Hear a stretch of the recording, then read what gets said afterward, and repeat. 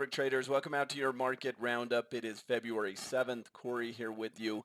So we're going to take a look at meaningful news, what's moving markets right now, which is mostly technical this week. There's not a lot of economic reports, some interesting happenings within sectors and markets, and then of course we're going to highlight some new trade ideas on the bullish, neutral, and bearish lists.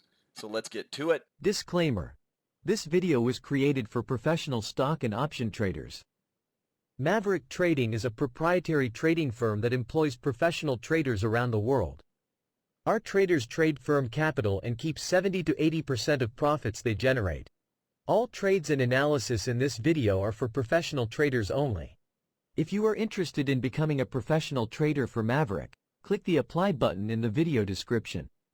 Let's break down what happened today. All right, so as we look at the markets, kind of interesting chug that continues. We just keep grinding higher, right?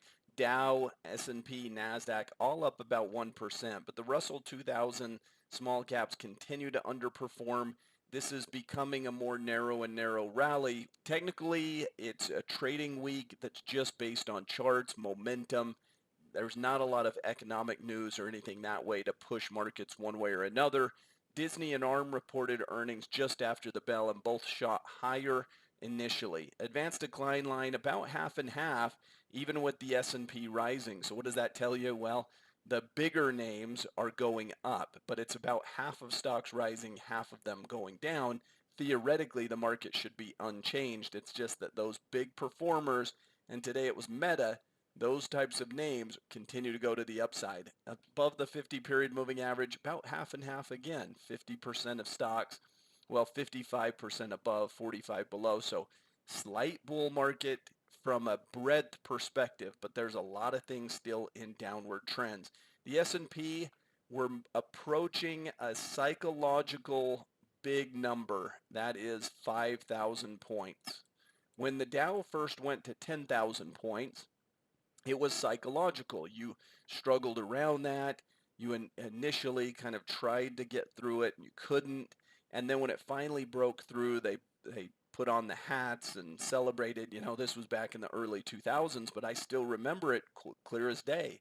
Well, the S&P, maybe 5,000 points isn't such a big deal as when it hits 10,000 points or something like that, but it's still a psychological resistance and no doubt something that markets have been gunning for. Now, my thought is that you'll usually break through a key level like this, and part of the reason is because that creates max pain. As you push through this resistance zone, there's a lot of stop losses on that side.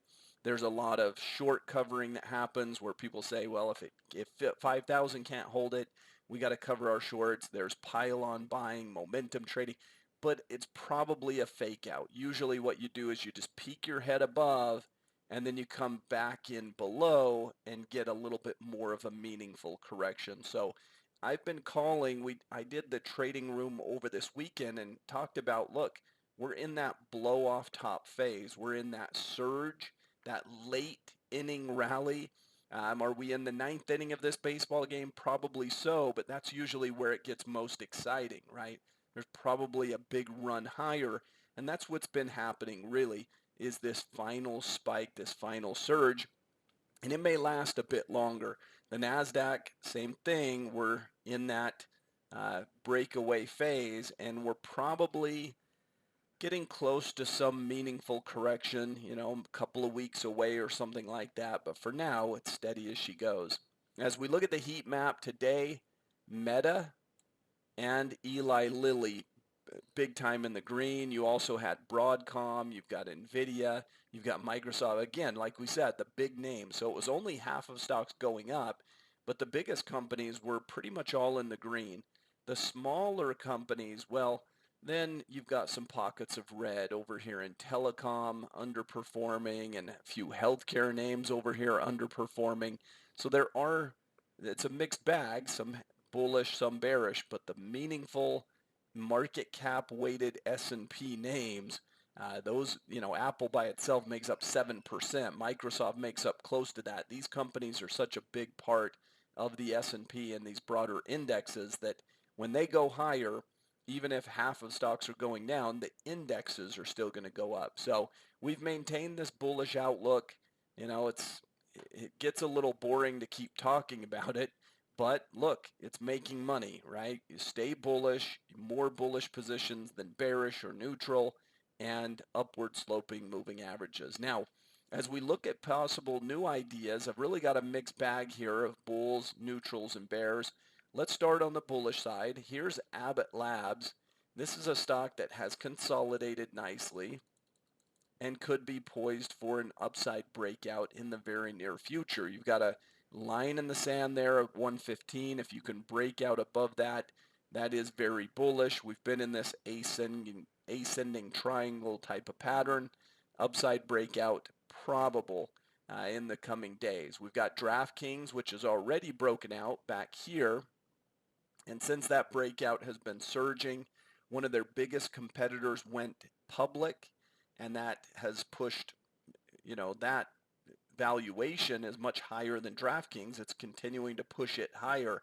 You may get 1 or 2 day pullbacks, but it's probably just upward moving for the foreseeable future. If you have some big spike, some big exhaustive type of pattern, well, then you take a step back and you don't initiate new bullish positions. But otherwise, looks like it's going to continue to climb. Nvidia, we highlighted a few days ago on the neutral list, and so far so good. We're really stuck right here. This is going to be a very volatile name, but the same way we saw big volume on the breakout, we're seeing big volume at what we feel like is the exhaustion phase. Now, what do you do when you're exhausted? You take a rest. We will anticipate that Nvidia is going to be it's very much a volatile stock. So of course it's going to move, 40 and 50 points up and down, but it should keep finding its way back towards that center point just below $700 per share. And then FedEx on the bearish list. As we look at FedEx, you've broken some support down here. And you look at this environment and you say, well, why can't FedEx go up when everything else is doing well? Aren't we shipping more than ever before? And, you think about this fundamentally, and it seems like FedEx should be a beneficiary of online buying and all of that. But the markets are very savvy, and they understand that, well, maybe Amazon's doing a lot of its own shipping and so on and so forth. It looks like we're continuing to stay down. You had a huge breakaway gap, and now you've consolidated for multiple weeks and starting to break down again. This is a little retest of that breakdown zone. I'd anticipate lower prices are still coming again in the future. So markets are in that blow off top mode. Goldilocks scenario is probably coming to an end. And what's the Goldilocks that we've been in? Well, it's been perfect. We've had lower oil prices, which is great for the consumer. We've had good jobs numbers. We've had an increase in average hourly earnings. In other words, people are getting raises. We've had the market deal with interest rates and deal with it fine. We've had corporations reporting solid earnings and very much loaded on cash. We've had the economy continue to chug along. It's just been one by one, everything's kind of been in the sweet spot. But that's what the markets have already been pricing in. Now we got to look out to the future, and we've been on this idea that the Fed's probably not going to give as many rate cuts as the market's hoping. That in turn has to get priced in at some point this year. So we're not there yet. I mean, still to the upward trend, but just remember, markets do trade in both directions. They do trade, the economy will slow at various times and so on. So sometimes when it feels best and when it's most rosy is actually when it's the worst time to keep buying. So we'll keep that in mind. Initial jobless claims come out tomorrow. That's not a huge market mover. We get those numbers every Thursday. And then still some earnings, Conoco, Honda, Pepsi, Philip Morris, Unilever. But for the most part, we've passed earnings and we've passed successfully. Hope you enjoyed this market roundup. Have a great rest of your day. We'll see you next time.